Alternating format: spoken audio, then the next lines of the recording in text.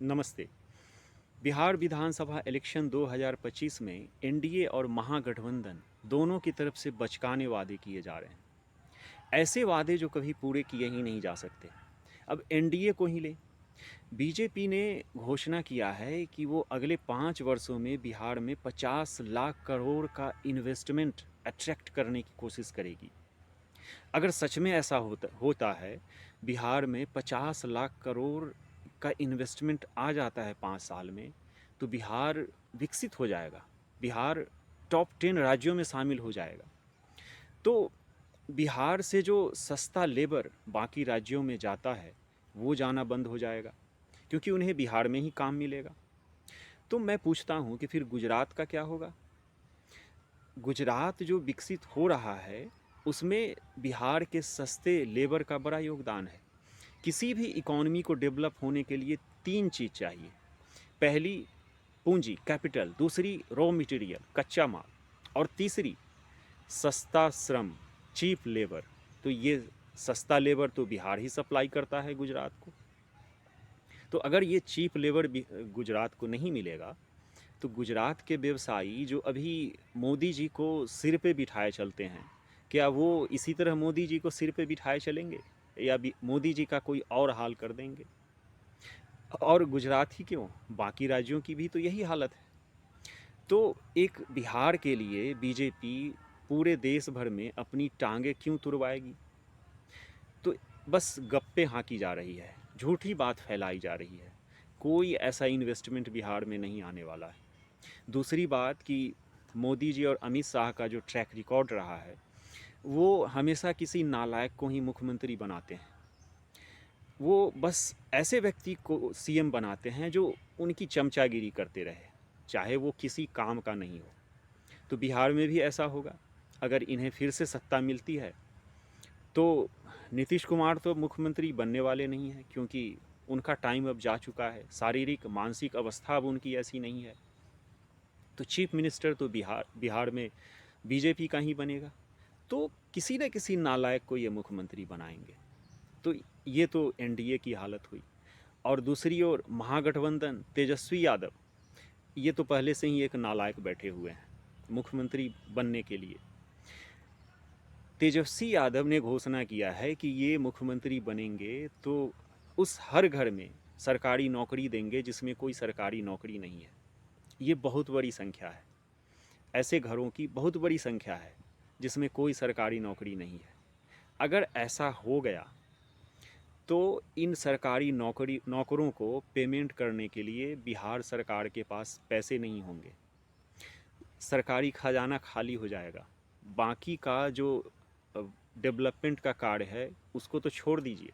ये सारे पैसे सरकारी नौकरों को पेमेंट करने में ही चले जाएंगे। हाँ, अगर कहीं तेजस्वी यादव के परिवार का जो स्विस बैंक में अकाउंट है, स्विस बैंक में जो पैसा इन्होंने जमा करके रखा है, वो पैसे अगर ले आएँ, ये सरकारी नौकरों में बांटे, तो शायद कुछ काम हो सकता है। वरना ऐसे तो काम होने वाला नहीं। तो बस गप्पे हाँकी जा रही है तेजस्वी के द्वारा। और मैं तो कहता हूँ, बिहार में सारे स्कूल कॉलेज सब के सब बंद कर दिए जाने चाहिए। पढ़ाई लिखाई की ज़रूरत ही नहीं है। अगर एक 10वीं फेल व्यक्ति बिहार का हेड बॉस बन सकता है, सीएम बन सकता है, तो फिर बगैर पढ़े लिखे कोई डॉक्टर भी क्यों नहीं बन सकता? बगैर पढ़े लिखे इंजीनियर क्यों नहीं बन सकता? बगैर कुछ पढ़े लिखे कोई जिलाधिकारी, डिस्ट्रिक्ट मजिस्ट्रेट, एसपी क्यों नहीं बन सकता?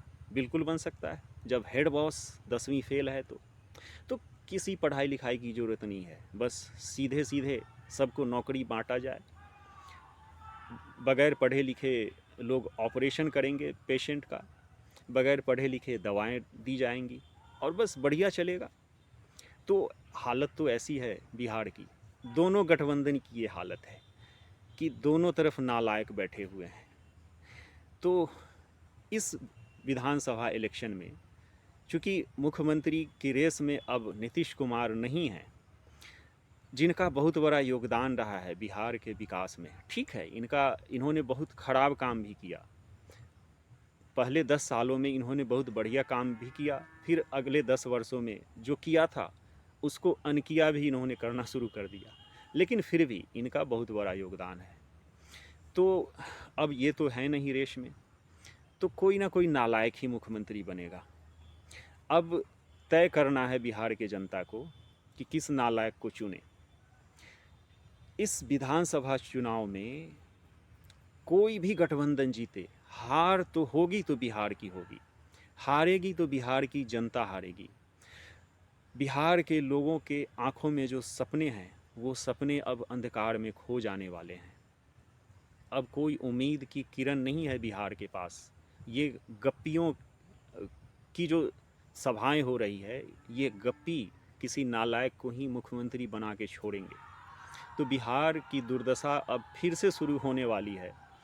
कहें कि बिहार जो किसी समय में जंगल राज के लिए जाना जाता था, अब चाहे कोई भी आ जाए जंगल राज अब रहेगा। अभी भी तो चल रहा है। 15 साल में लालू जी के शासनकाल में जो जंगल राज शुरू हुआ था, जिसे नीतीश कुमार ने सारे भूत प्रेत को जैसे बोतल में बंद किया जाता है, उस तरह से सारे भूत प्रेत को, सारे गुंडा गर्दी करने वालों को बोतल में भर दिया था। अब धीरे धीरे वो सब बाहर आने शुरू हो गए, क्योंकि नीतीश कुमार की पकड़ अब कमज़ोर होती जा रही है। तो अब बिहार में फिर से जंगल राज आने वाला है। अब निर्णय जनता को करना है कि क्या करना है। बहुत बहुत धन्यवाद।